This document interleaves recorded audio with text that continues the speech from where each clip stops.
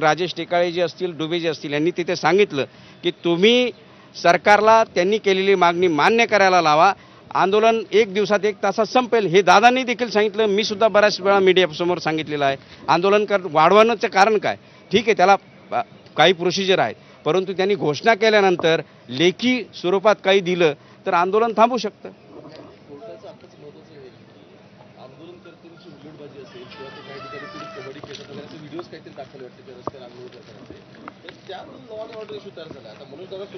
तुम्हाला एक सांगतो, नाही ऐक, हां हां, तुमचा प्रश्नच कळाला ना. असं म्हणतो कोर्टाने मूळ असं म्हटलेलं आहे की लॉ आणि ऑर्डरचा इश्यू तयार झाला असेल तर सरकारने या सगळ्यामध्ये बघितलं पाहिजे. आता त्या संदर्भात कोर्टात व्हिडिओ दाखवण्यात आले, ते आंघोळ करतात वेगवेगळ्यावरती किंवा पिटिशनरचं म्हणण्यात कोणतरी कबड्डी खेळतंय. मुद्दा असा आहे की मनोज जरांगे सांगतायत की रस्ते खाली करा, लोकांना जाऊ द्या, तरी सुद्धा आंदोलक ते ऐकत नाही. सीएसएफचा रस्ते बरोबर करत नाहीत, पोलिसांना सहकार्य करत नाही या सगळ्यामध्ये. काय नक्की शेवटी आव्हान दादा करतील, तुमच्या म्हणण्याला अर्थ आहे. शेवटी आव्हान दादा करतील, या सगळ्या गोष्टी हळूहळू होतील. उद्या 4 वाजेपर्यंत वेळ दिलेला आहे आणि मराठा सेवक माझे गरीब जरी असले प्रामाणिक आहेत, दादांच्या शब्दाला प्रचंड मान देतात आणि ते करतील. दुसरी गोष्ट, ही लॉ अँड ऑर्डर सिच्युएशन का आली? तुम्ही दादांनी दिलेल्या आणि आंदोलनकर्त्यांनी दिलेल्या निवेदनाकडे सुद्धा लक्ष गांभीर्याने दिलं पाहिजे.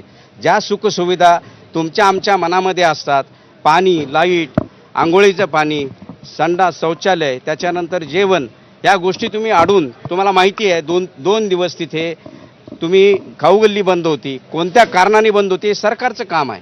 तुम्हाला जर जेवण पाणी मिळालं नाही, ह्या सगळ्या गोष्टी ऑब्वियस आहे होणार. त्यामुळे ॲक्शनला रिॲक्शन असते. याकडे एक वेगळ्या अँगलने सुद्धा तुम्ही पाहिलं पाहिजे. पत्रकारांनी हे अधोरेखित केलं पाहिजे. ज्यावेळेस तुम्ही या संदर्भात अर्ज करतात, तुम्ही डिझास्टर मॅनेजमेंट करणं, मी 12 तारखेला मी आवर्जून देवेंद्र भारतींना त्या मीटिंगमध्ये सांगितलं होतं की तुम्ही ही सगळी सुखसुविधा उपलब्ध करण्यासाठी, वॉर रूम तयार करण्यासाठी, ट्रॅफिकचा रकस कमी करण्यासाठी, त्याचबरोबर गणेश फेस्टिवल असल्यामुळे आतील बांधवांना, बंधूंना जे या संदर्भात मुंबईत राहतात, या बहुल भागात 8 कॉर्पोरेशन एरियात राहतात, यांच्या घरी गणपती असतो, सगळ्यांच्या असतो आणि हे आदराचं असं हे गणेश फेस्टिवल आपल्याला माहिती असतं मुंबईमध्ये आणि मुंबईच्या परिसरामध्ये.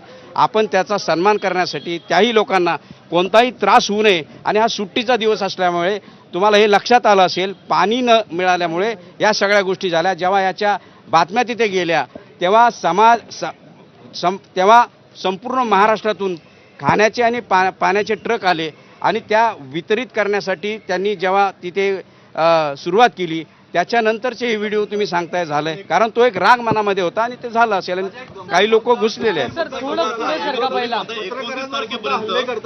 गंभीर मुद्दा हिअरिंग मध्ये समोर आला. आंदोलक पत्रकारांवर सुद्धा हल्ले करताय, महिला पत्रकारांना धक्काबुक्की झाली. मनोज जरांगे त्या तुम्हाला माहिती असेल, त्यावेळेस सुद्धा मनोज दादांनी स्पष्टपणे सांगितले, कानाखाली काढा. जो कोणी तुम्हाला त्रास, आजपर्यंत तुमच्या या 200-400 चॅनलला माहिती आहे, दादांनी स्पष्ट आदेश दिलेले आहेत. कोणी तुमच्याशी हुल्लडबाजी केली, पोलिसांची केली, कारण आम्ही सतत संपर्कात होतो. पोलीस प्रशासन हे सांगणार नाही की त्या दिवशी रात्री आम्ही 4-5 वाजेपर्यंत, दुसऱ्या दिवशी 4-5 वाजेपर्यंत काय केलेलं आहे. पोलिसांना हे सांगावं लागतंय. त्यांनी सांगितलं पाहिजे की काही लोकांनी ती ट्रॅफिक मोकळी करण्यासाठी सुद्धा प्रयत्न केले आणि दादांनी काल तुमच्या